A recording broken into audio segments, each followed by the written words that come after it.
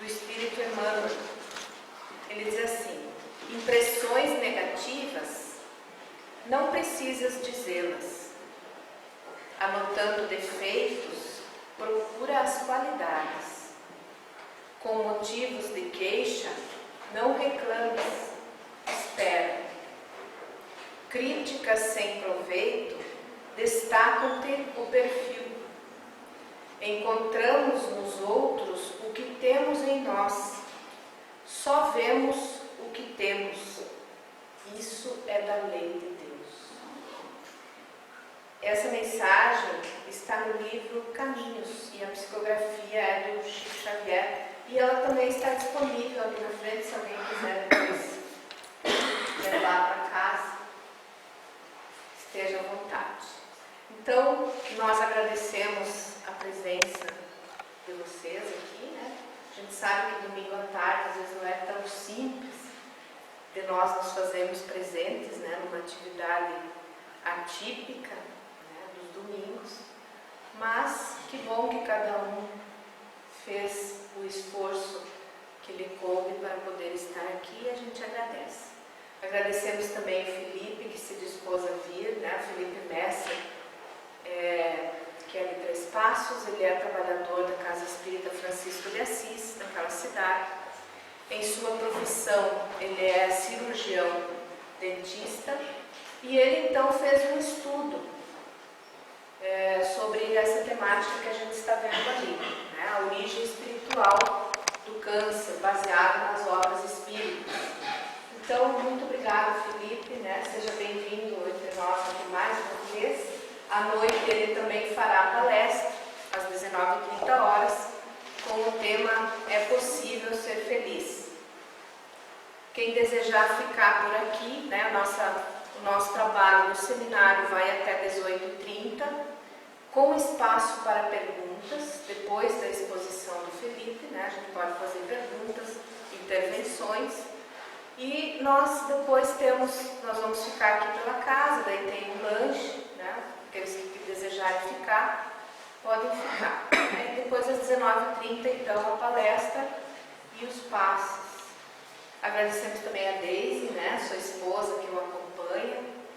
Então, que nós possamos ter um bom momento de reflexão nessa tarde. Convido agora o César para fazer a prece de abertura, e depois o Felipe já toma então a palavra.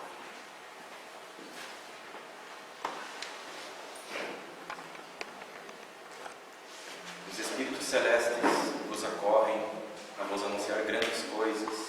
Deus, meus amigos, abre os seus tesouros para vos outorgar todos os seus benefícios. Homens incrédulos, se soubessem quão grande bem faz a prece ao coração. A prece, como são tocantes as palavras que saem da boca daquele que ora.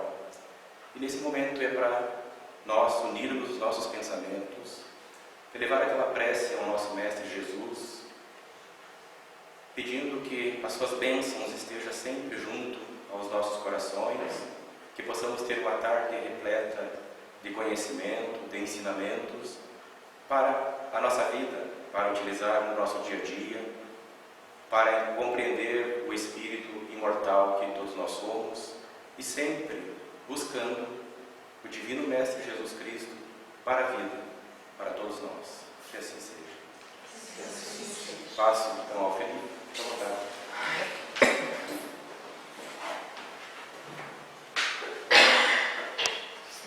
Boa tarde, espíritos.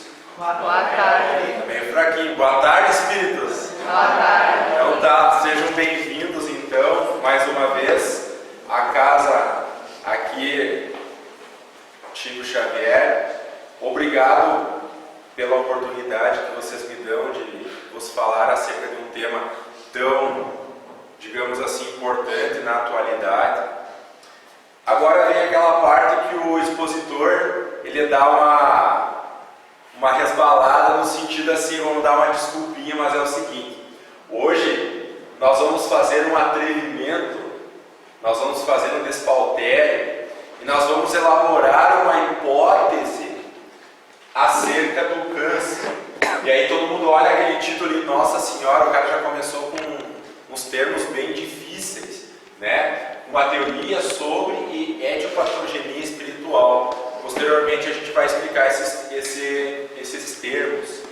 Mas o que a gente quer dizer é que isso aqui já é, digamos assim, um despautério em termos de ciência.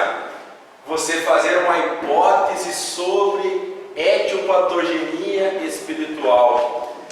Essa palestra foi elaborada a partir da Associação Médico Espírita, de estudos de médicos espíritas, e ela foi abordada, esse tema foi abordado no último congresso da Associação Médica Espírita em Minas Gerais.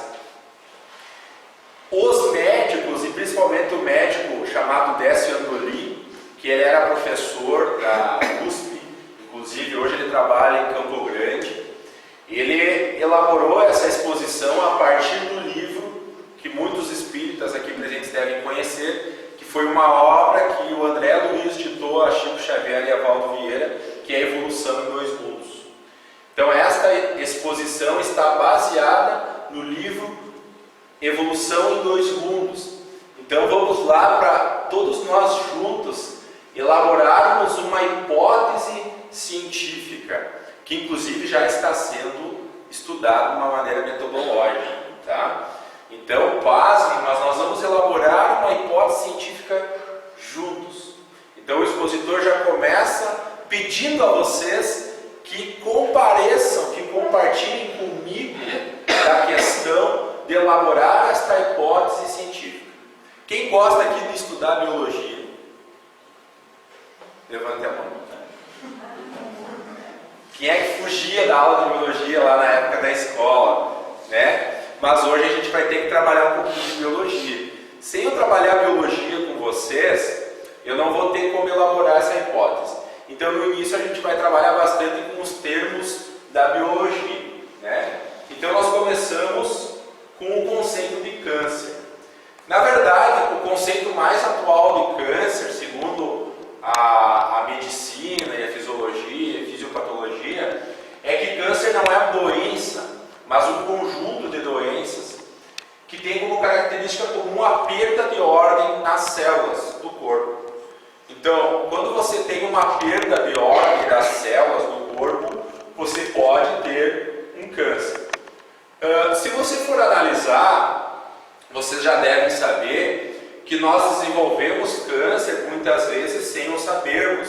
O nosso corpo produz determinadas células anômalas, às vezes em algum órgão, em algum sistema a gente perde a ordem, mas logo o organismo, através do sistema imunológico, recupera, muitas vezes sem nós o sabermos. Vocês já tinham ciência disso, né? E aí entra a questão da conceituação, né? Que qualquer tipo de tecido que forma nosso corpo pode apresentar algum tipo então, de tumoração que chamamos de neoplasia. Essas tumorações são uma proliferação anormal das células desse tecido. Então qualquer tecido no nosso corpo pode apresentar uma proliferação anormal das células. Qualquer órgão, qualquer tecido, ok? E aí, na classificação das tumorações, nós podemos ter dois tipos: os tumores benignos e os tumores malignos. Eu trabalho na área da saúde e por muito tempo eu fiz estágio no Hospital de Clínicas em Porto Alegre. Eu me formei lá em Porto Alegre e eu sempre adorei a área de estomatologia, que é a área que trata de câncer de boca. E a pior notícia que a gente podia dar para o paciente, e a gente dava muitas vezes lá no Hospital de Clínicas, é que a biópsia deu o diagnóstico de um tumor maligno. Quando você fala em maligno, todo mundo se arrepia, né? Por que isso? Por que o maligno, de tanto que o termo câncer vem do grego, né? Que significa caranguejo, né? Porque o câncer maligno, o tumor maligno, ele invade o tecido, né? De uma maneira que parece as patas do caranguejo, né? E é um tumor bem invasivo. Então, nos benignos, as células se multiplicam, mantendo sua posição original. Então, há apenas um crescimento volumétrico. No tumor benigno você tem um crescimento, uma perda de ordem de células, mas em termos proliferativos, há um crescimento volumétrico. No tumor maligno já é diferente. Além do problema de crescimento volumétrico, você também tem a perda da orientação original das células. São células rebeldes, são células diferentes do tecido da onde elas vieram, da sua origem, né? E aí o que acontece? Aqui a gente usou um termo que seriam no maligno células rebeldes. No final do nosso seminário nós vamos entender que não são rebeldes. Não é bem assim. Não são as células que têm problema de rebeldia. Tá? Então aqui nós já começamos a aventar algumas questões que são muito clássicas e jogadas para debaixo do tapete por nós mesmos. Né? Então vamos ao conceito. Por que aquele termo etiopatogenia está lá no título? Né? Se nós olharmos etios causa, patos doença, gênesis origem, então aquilo que causa doença. Então, se nós retornarmos ao título, nós vamos ver que seria uma teoria, uma hipótese sobre a causa espiritual do câncer. Qual seria a origem espiritual do câncer? E aí nós entramos então de novo na biologia. Porque quando se fala em qualquer doença, qualquer tipo de doença que nós tenhamos, pode ser câncer, pode ser doenças crônicas, pode ser qualquer tipo de doença, pode ser até a cárie. Nós temos fatores predisponentes, por exemplo, a questão genética, ou seja, fatores que te predispõem à doença. E aí veio um grande estudo, né, que prometeu revolucionar a medicina, revolucionou em alguns aspectos e outros não, porque explicou muita coisa, mas não tudo, que foi, na verdade, o projeto Genoma, que ele explicou muita coisa, mas não explicou tudo. Né? Por exemplo, um fator predisponente para o câncer do intestino é o gene HLA-B29. Esse é um dos oncogenes, ou seja, tem genes do nosso DNA. Lembro da primeira imagem lá do título, que tem uma molécula de DNA. É uma molécula do nosso, digamos assim, é um gene, desculpe, do nosso DNA, que seria responsável por gerar o câncer do intestino. Só que daí se descobriu assim, que tem pessoas que têm o HLA-B29 e não têm o câncer. Outras pessoas têm o câncer e não têm o oncogene. E aí, será que o gene explica tudo? Como se você tem o gene? Você deve ter a doença, né? Mas tem gente que tem o gene e não tem a doença. Outros têm o gene e têm a doença, e outros não têm o gene, mas têm a doença. Então, como diz o termo, é perfeito, é um fator predisponente. Predisposição não significa que você vai ter. Além disso, para você gerar uma doença, além do fator predisponente, você precisa de um outro fator, que são os fatores desencadeantes. Por exemplo, conhecidíssimos pela medicina clássica, que são os fatores, por exemplo, ambientais e comportamentais, tabagismo, alcoolismo, etc. A gente sabe da relação, por exemplo, que o cigarro tem com o câncer de pulmão. A gente sabe da relação que tem, por exemplo, problemas hepáticos com o alcoolismo. Ok, pessoal? Então esse fator, digamos assim, é um fator desencadeante. Então você tem o fator predisponente, por exemplo, o oncogene, e você vai ter o fator desencadeante também. Olha, é muito raro você daí não ter a doença, tá? Mas agora começa a complicação mesmo. Se você já estava achando que falar de biologia estava meio complexo, agora vem uma questão. Por que nós fumamos? Por que nós utilizamos o excesso do álcool?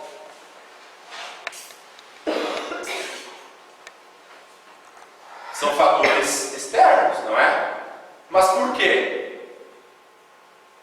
E aí veio a grande questão na medicina.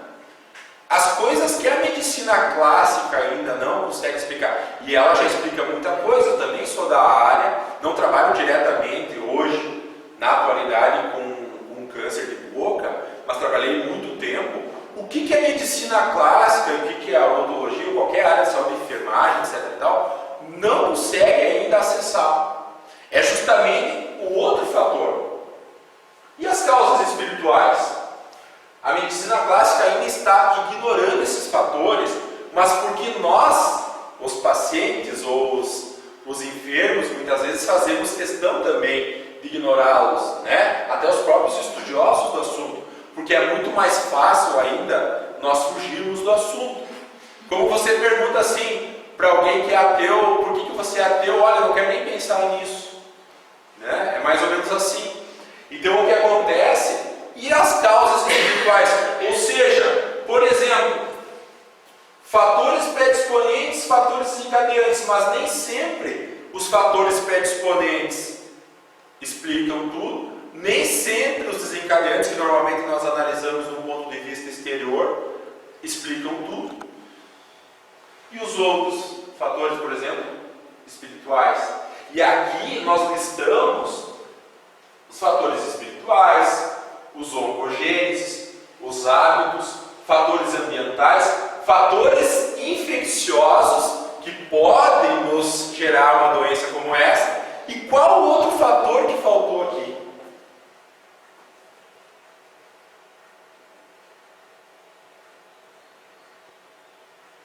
Genética. Não, oncogênese. Psicológico, sim. Muito bem. Perfeito. O pessoal ainda não dormiu, viu? Estão atentos.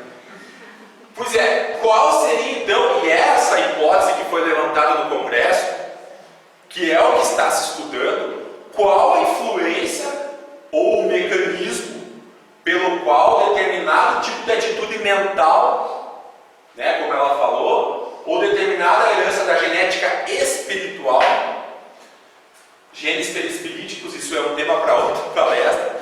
Quando nós formos falar em livre-arbítrio, a gente pode falar sobre genética perispiritual. Um dia pode ser uma abordagem, se a Yara quiser, tá? Em relação a essa doença, ou seja, qual é o mecanismo que faz com que nossa atitude mental gere problemas em termos de câncer? Resumindo a pergunta, o que o nosso fator psicológico interfere na doença? Porque isso, você veja, medicina clássica, né, iria ignorar esse fator aqui, ia ficar com oncogêneses, hábitos, fatores ambientais, fatores infecciosos. Mas por que até hoje não se achou a cura? Porque daí tem os espirituais, ou seja, e os fatores psicológicos. Porque nós temos vícios exteriores e vícios morais. Então, resumindo, qual a influência dos nossos vícios morais em relação a esta doença, que hoje é uma das doenças mais faladas e comentadas em termos de mídia, né? Junto com a depressão, talvez seja a mais. E aí nós começamos a entrar num terreno, que eu diria assim, o terreno do André Luiz. Porque André Luiz, aquele médico desencarnado, vocês já devem ter tido contato com a obra Nosso Lar, toda a série, o Evolução em 2 Mundos, faz parte da série Nosso Lar. O André Luiz agiu como um repórter, né? Porque sendo médico aqui na Terra, ele desencarnou, e ele agiu como um repórter lá no mundo espiritual, tentando nos trazer notícias acerca da biologia, notícias que na época, inclusive, quando ele publicou esse livro, se não me engano foi em 1957 ou 59, uma dessas duas datas, ele inclusive gerou chacota entre os estudiosos da medicina, que ele teria dito nesse livro muitas bobagens. E uma dessas grandes bobagens, eu vou comentar com vocês depois, a ciência comprovou 5 anos atrás que André Luiz estava certo em 1957, e não a ciência. Então a gente já vai conversar sobre isso, né? Vou deixando vocês curiosos porque é bastante interessante.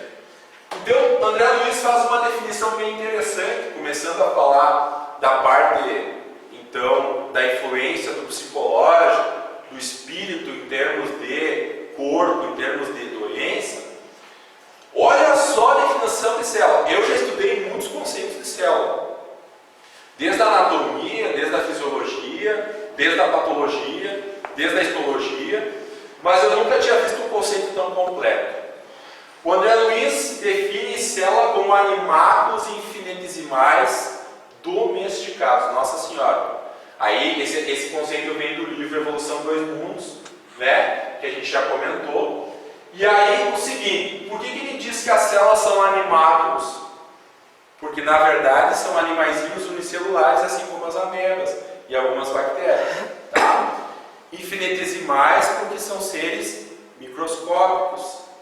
E domesticados porque eles recebem ordem de um síndico. Ou seja, são animaizinhos que vivem em condomínio e que recebem ordem de um síndico. Quem é o síndico das células do corpo? Tim Maia? Nós. Mas quem é esse nós? Vocês imaginem que tem bilhões de animaizinhos, na verdade são trilhões de animaizinhos, que o síndico, que é você, o teu princípio inteligente, a tua alma, que coordena, formando, primeiro, então, uma estrutura de órgãos, sistema e depois o organismo inteiro. Todos eles vivem num condomínio, numa comunidade que tem que ser bem organizada. Não é? É muita organização do nosso corpo, é maravilhoso. Se você for estudar fisiologia e anatomia, você vê que tudo está no lugar certo. Tudo está onde deveria estar. Mas por que há um desequilíbrio então? É isso que nós estamos trazendo. Esses animaizinhos recebem ordem do síndico. E o síndico é o eu, né? É o meu espírito, é o síndico, a minha alma. Então, as células então funcionam como se fosse um condomínio que precisa de ordem, organização e orientação para que cada uma faça exatamente o que deve fazer. Portanto, as células aguardam instrução e ações que organizem, não só a sua estrutura, anatomia e histologia, como também a função. Então, quem já estudou na área da saúde sabe que a anatomia é como se fosse geografia e fisiologia é como se fosse história, né? Porque a anatomia é posicionamento, locais, mapinha, e a fisiologia é como se fosse a história, porque é o acontecimento em torno daquele mapinha, né? Então, resumindo assim para o pessoal que não é da área entender.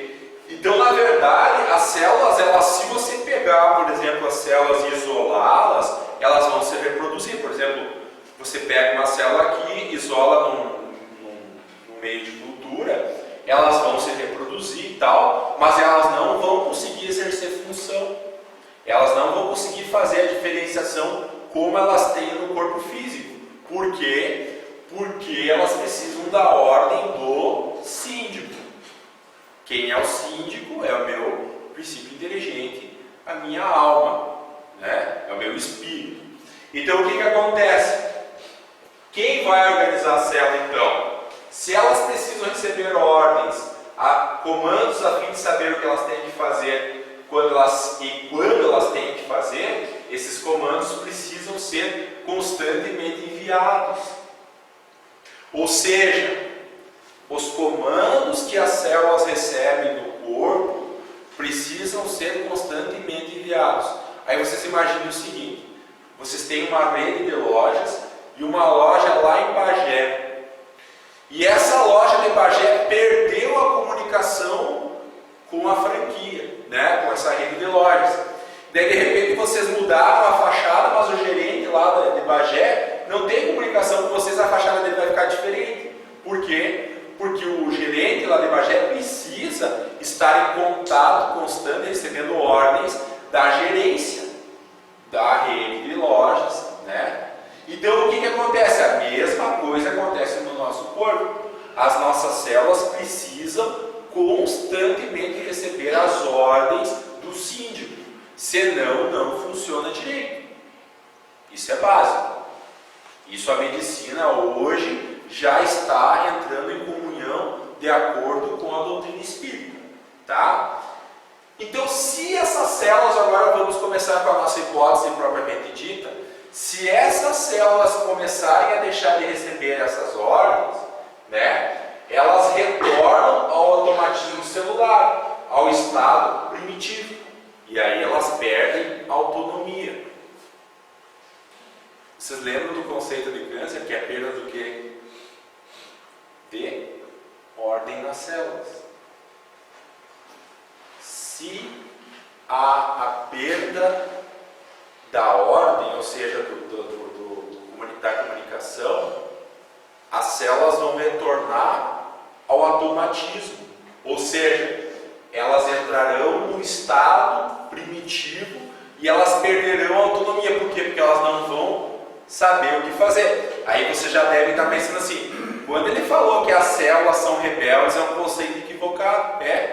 Na verdade não são as células que são rebeldes, né? Elas só perderam o comandante, elas perderam a ordem, né? Elas perderam quem as organiza, que é o espírito, a ordem.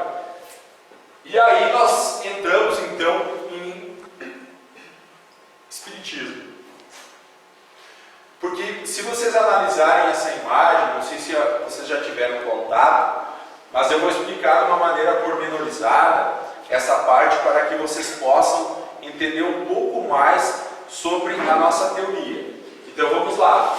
Nós espíritas consideramos o seguinte, que nós somos seres formados de uma maneira bem complexa, tá? Aqui seria o espírito, ou o princípio inteligente, né? Ou seja, nós teríamos a nossa essência como princípio inteligente, e esse princípio inteligente, para poder se manifestar, ele precisaria do princípio material, que são aí os vários corpos que nos formam. Então, na verdade, nós teríamos entre o perispírito e o espírito corpo mental, aí em torno dessa centelha divina, desse princípio inteligente, nós teríamos o perispírito, e aí entre o perispírito e o nosso corpo físico nós teríamos o duplo etéreo, e aí então só nós, depois disso, nosso corpo físico, meu Deus do céu, agora deu um nó, mas eu vou explicar um pouco melhor. Se nós analisarmos o capítulo 2 do Livro dos Espíritos, onde se fala dos elementos gerais do universo, os Espíritos orientam que existem somente no universo 3 elementos primitivos, que é Deus, o princípio material e o princípio inteligente. Ok? O princípio inteligente, ou seja, a nossa essência, precisa do princípio material para se manifestar, para se comunicar com os outros princípios inteligentes. Precisaria desse princípio material para se manifestar, para não se tornar algo abstrato. Então, o que acontece? Nós somos seres altamente complexos, porque em torno dessa centelha, desse princípio inteligente, que é como se fosse um imã, vários tipos de células ou de energia vão se formar, vão se aglomerar. Por exemplo, assim, vamos usar um exemplo bem prático que eu gosto de usar nos nossos grupos de estudo. É o seguinte, se você pegar um imã e botar um monte de limalha de ferro na volta, o que vai acontecer com a limalha? Ela vai grudar no imã, de acordo com o magnetismo do imã. Então esse princípio inteligente é o nosso imã. Em torno desse princípio inteligente vai se aglomerar um tipo de energia que vai formar o nosso organismo, que tudo isso faz parte do organismo perispiritual. Essa parte daqui para cá faz parte do organismo perispiritual. De acordo com a nossa evolução intelectual e moral, vai mudando esse tipo de aglomeração. Mas o que acontece é que, para nós encarnarmos, nós precisamos desse perispírito conectado, dando ordens ao corpo físico. E existe um corpo que é muito trabalhado através da acupuntura. Os meridianos acupunturais se encontram localizados no duplo etérico. Esse duplo etérico, quando nós desencarnamos, quando morre o nosso corpo integra junto com o nosso corpo físico. Os centros de força, inclusive, que dão a vazão para as nossas energias vitais, estão nesse duplo etérico.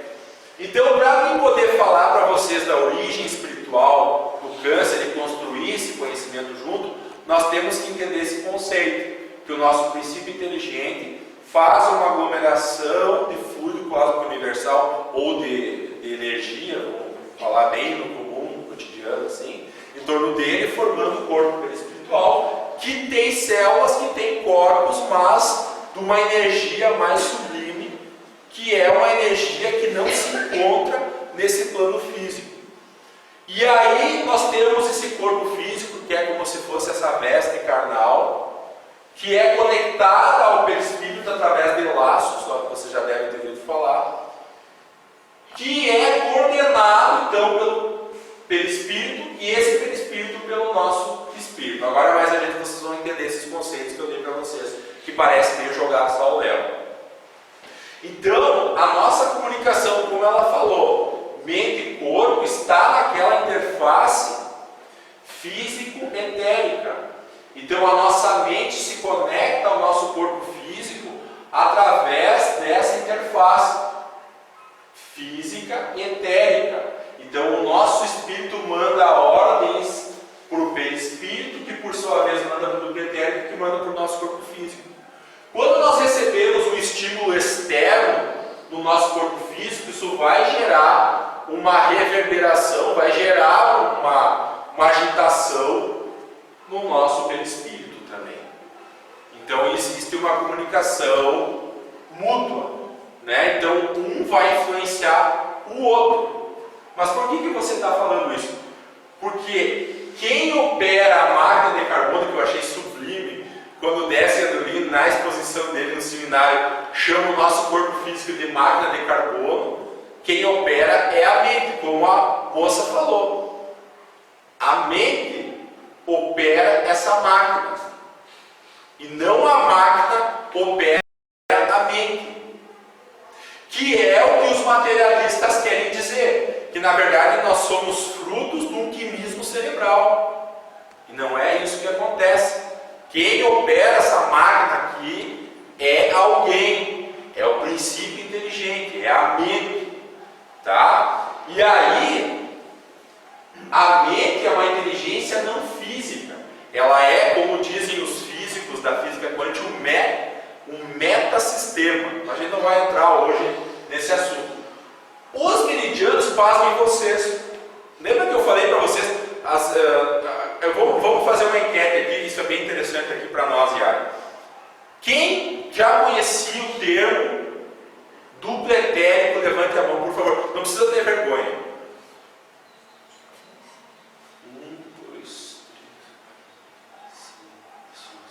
Veja que interessante.